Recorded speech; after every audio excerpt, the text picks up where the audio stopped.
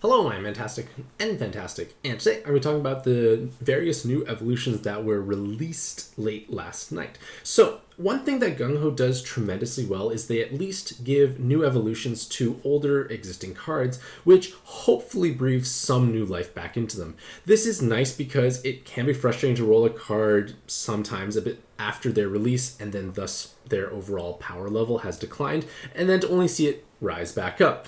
Sadly, for the most part, I feel that most of these evolutions that came out were on cards who were quite bad to begin with, so it makes it hard to give them that much more love, I feel, because they were kind of at the bottom rarity pool, so to speak, and none of these are super reincarnated evolutions, which tend to be the spicier option for these Pantheon cards, Pantheon cards. So, with that being said, let us take a look at the brand new Lu Bu, who is definitely the best of the new cards released. So the brand new Lu Bu has 8 times personal damage when below 50% health. So that is tremendous amount of personal damage, along with the fact that he has high base attack, which means he will hit exceptionally hard.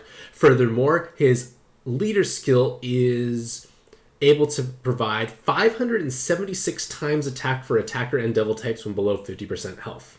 No matching requirements, just be attacker or devil below 50% health. And that's with 2 leaders. And that is an incredibly high multiplier. Now, of course, this guy is only going to be utilized for farming content quickly. But if you're farming through something like Training Arena or Training Arena 2, this can be a brilliant solution for yourself because his active skill will cut your own health. He has higher multipliers than Shivnia or Dark Omega because they have only 256 and 324 with dual pairings, so you're hitting harder. He does have strong damage output, which at least both of those two had as well, but he does bring 2 skill boosts, so it can be okay to at least have other actives available.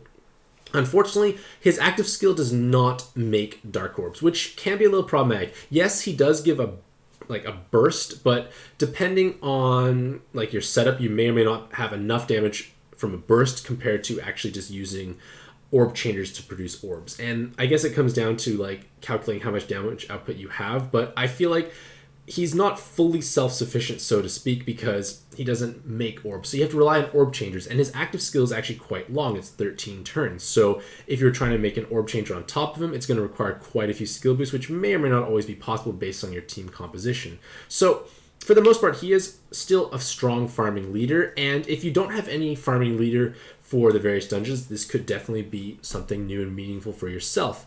But for players who already have well-developed Training Arena farming teams, I have a Training Arena 2 Shivnia team, and it's mindless, and it takes virtually no time. So I'm not going to kind of reinvent the wheel, so to speak. I'm not going to fix what isn't broken. It's working well. Lu Bu may be able to build a capable team, but if you already have a team that can do these stuff, I feel like Lu Bu is going to be definitely less appealing.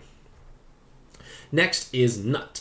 And the best thing about Nut is I can say that's nuts. And that's really all there is to Nut, because sadly Nut has a plethora of awkward offensive awakenings. They have attack well above 80%, which is unfortunately one of the most underwhelming because it's got a narrow window of success, and it's only 1.5 times. It's not that high. They also have some TPAs, but not much of them either, so they don't have that much personal damage with a small range they can actually work.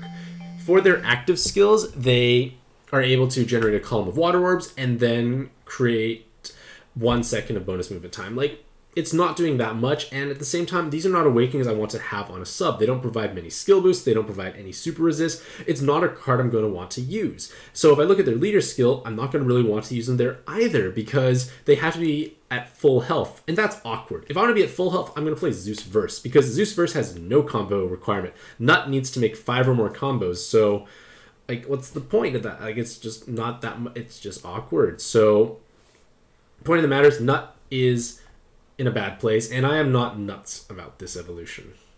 Next is Osiris, and Osiris actually has tremendous personal damage when below 50% health because he has 4 attack while below 50% awakenings. Now, this is somewhat offset by his naturally lower attack, which is unfortunate, but at the same time, 16 times personal damage is a large amount. So if you are able to build wood-based teams that like to be below half health, it can work.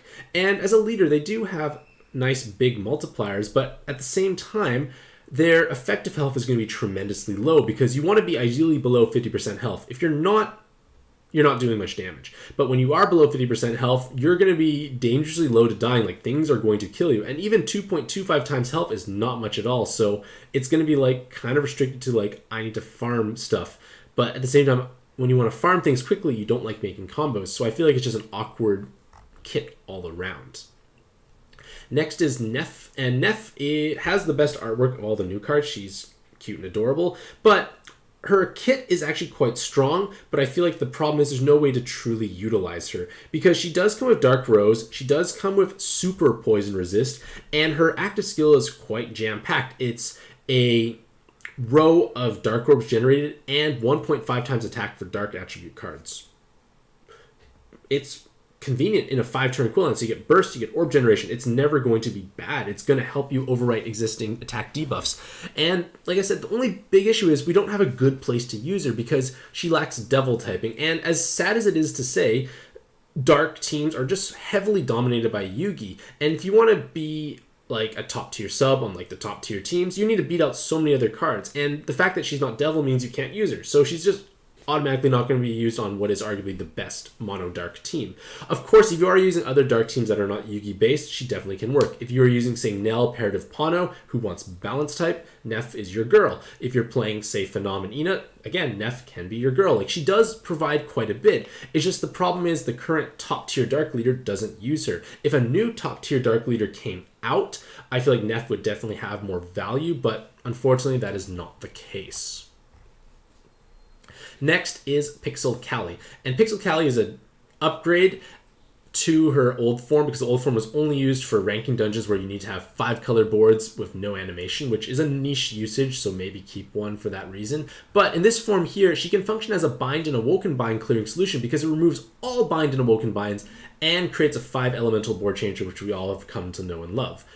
Not that great. It doesn't make hearts, you can't heal, you can't follow-up attack, you have to use auto follow-up attack, so it's actually not that great. But the point is, you at least have a board changer for rainbow teams, which means you can activate your attack multiplier, and you have a full bind and awoken bind clear solution with skill charge. So this can be charged up within 6 turns. That's incredibly fast charging for both of these effects.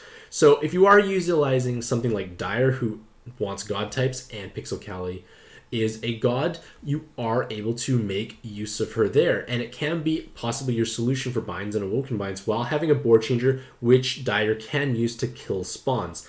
And even just having a board changer on a 6-turn cooldown can be meaningful if you lack other rainbow board changers. So not too bad, along with 3 skill boosts, so it does provide at least a little bit, along with some time extend if that helps.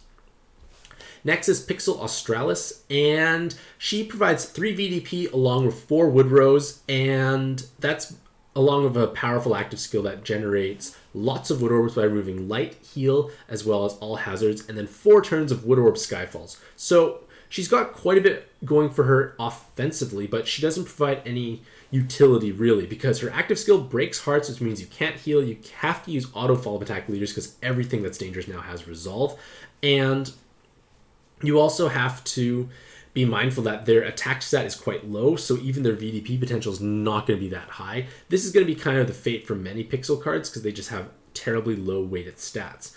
And I feel like I would really want to utilize Pixel Australis as well because they only have 1 skill boost, so if you need to transform in any way, Australis is not going to function on the team. So she's just not providing the stuff that we currently want nowadays, that I feel it makes her an awkward card. I kind of forgot Australis existed, and this Pixel evolution just reminded me briefly, but I don't feel I'm going to be actually utilizing them that much at this point in time.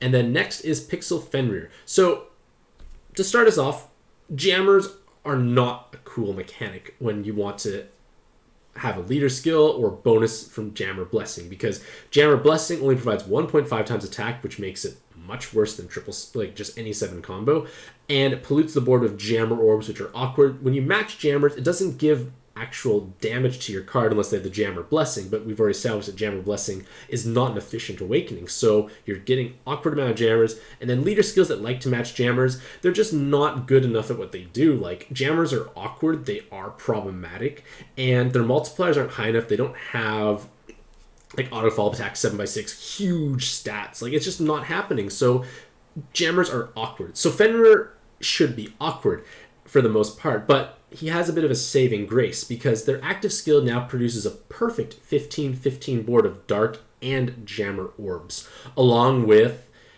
one turn of Jammer Skyfall buff. So these 15-15 boards always guarantee 10 combos, and this can be an alternative to Magic Lin, especially because Magic Lin and other perfect 15-15 boards may be unavailable or are incredibly rare to roll. So this could give players who want to push higher in ranking dungeons a possible solution.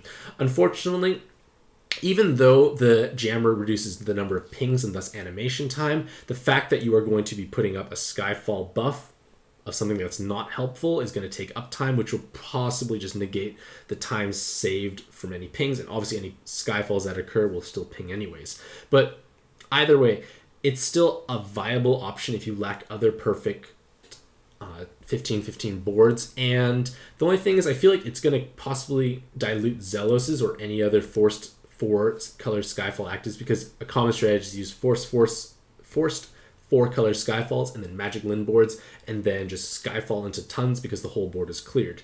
But either way, it is a possible alternative. And with 4 skill boosts, it means you could utilize them directly as a sub. And with that 10 combos, at least there are 2 7 combos, because you left Jammer Blessing untouched, will provide some personal damage.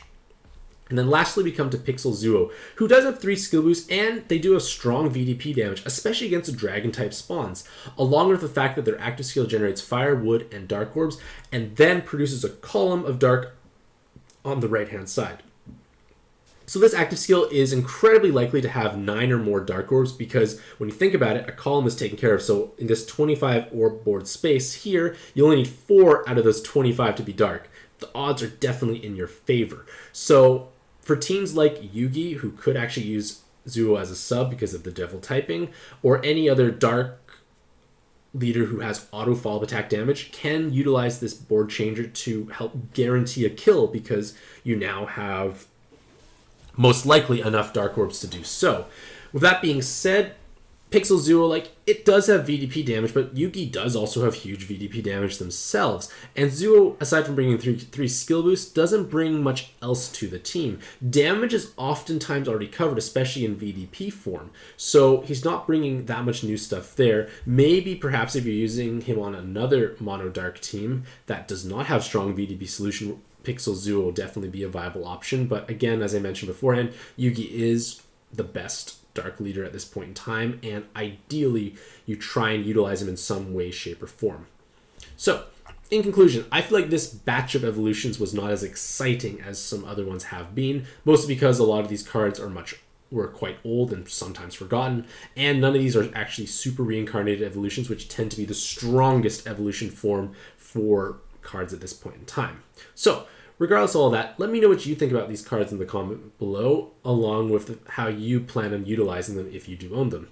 Either way, hopefully you'll have a fantastic day. I wish you all the best luck in your own pad adventures, and happy puzzling.